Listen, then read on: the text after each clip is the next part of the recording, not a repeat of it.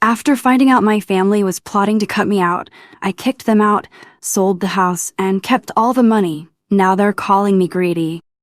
Let me set the stage. I'm a 29-year-old woman who, in 2017, lost my father unexpectedly. It was a total shock, no warning, no goodbyes. To make matters worse, my dad passed away without leaving a will. A word of advice: make sure you have a will. You never know when things will go south, and trust me, it makes everything easier for everyone left behind. Now, my mother, who's always been a bit of a handful, found herself in a very sticky situation. Turns out, she and my dad had taken out a mortgage on their home back in 2012, using the family property as collateral. Fast forward a few years, and my mom's business, one she ran with my dad, had racked up a significant amount of debt. She owed the government a staggering $300,000 in taxes. At this point, she was facing the real possibility of losing the house to the government, and she was terrified. Without telling me, my mom and her lawyer arranged to have the family home signed over to my name. They made it seem like a necessary move to protect the property from being seized by the authorities. It was a huge surprise to me, to say the least. The problem is, no one bothered to tell me about this arrangement, and I was left to pick up the pieces of this mess, completely blindsided. To make matters even more complicated, my mom started filing for bankruptcy, and the mortgage debt was now part of it. So, here I was, suddenly the owner of the family home, and I had no idea how to navigate the chaos that had been left behind. As the years passed, I started seeing my mother in a completely different light. Growing up, I always thought of her as someone who had it together, a strong, independent woman. But after my father's death, it became clear to me that a lot of what I had thought about her was just a facade.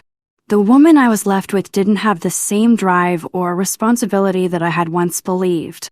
What I saw instead was someone who relied on everyone else to clean up her mess. At this point, my mother was more interested in spending her days smoking weed and cigarettes in the garage with her boyfriend, who, by the way, was my cousin. Yes, you heard that right. My mother's boyfriend is my dad's sister's son. And it wasn't just some casual relationship.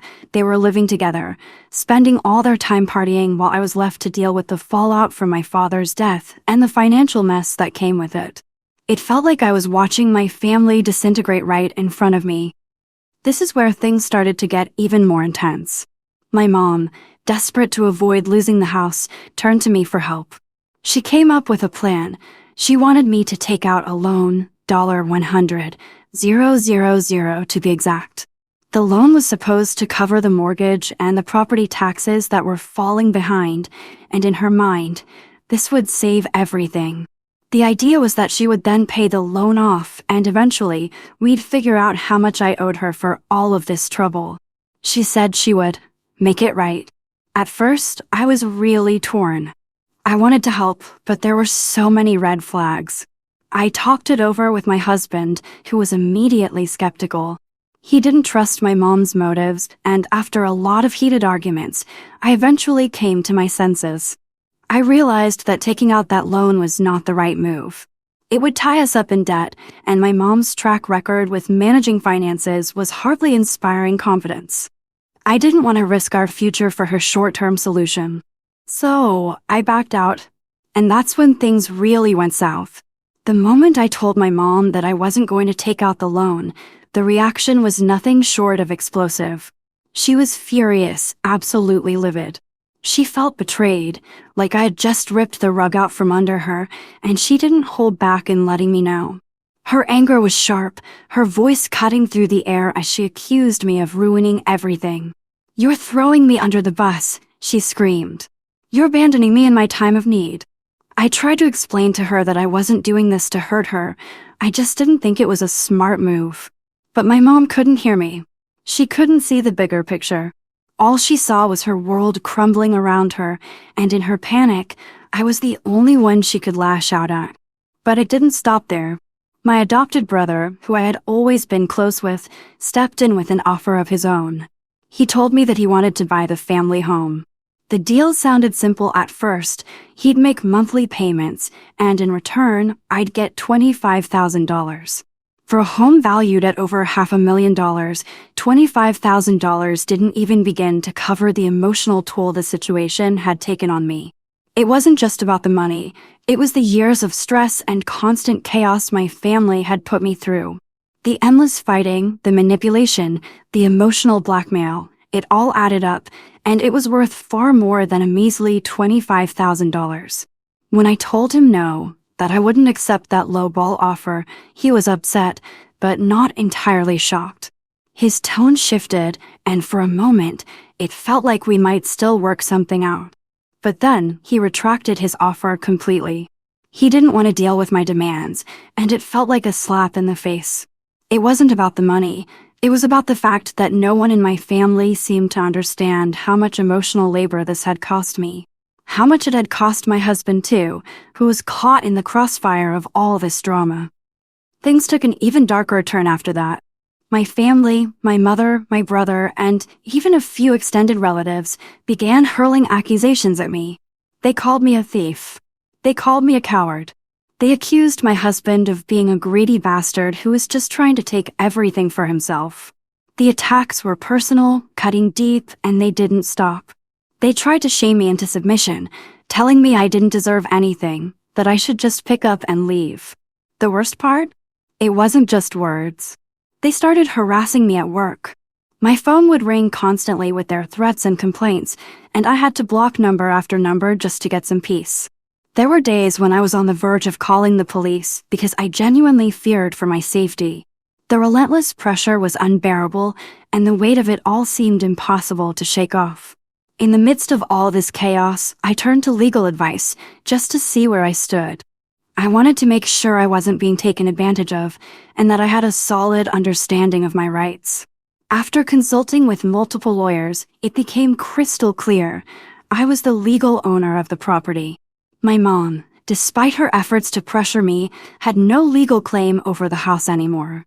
She had no grounds to make demands, and there was nothing forcing me to keep her there.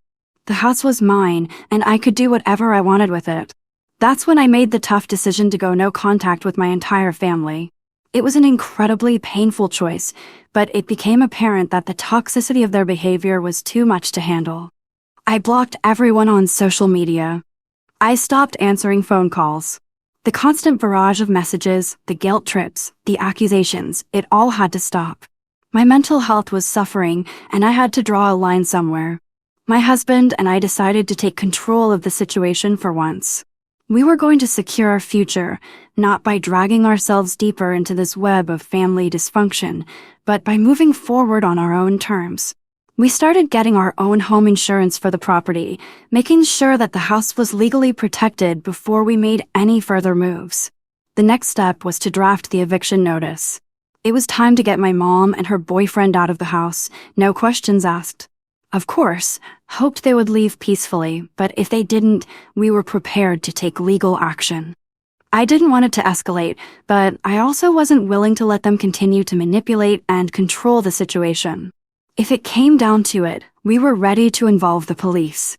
The house was going on the market, and we were keeping every penny from the sale.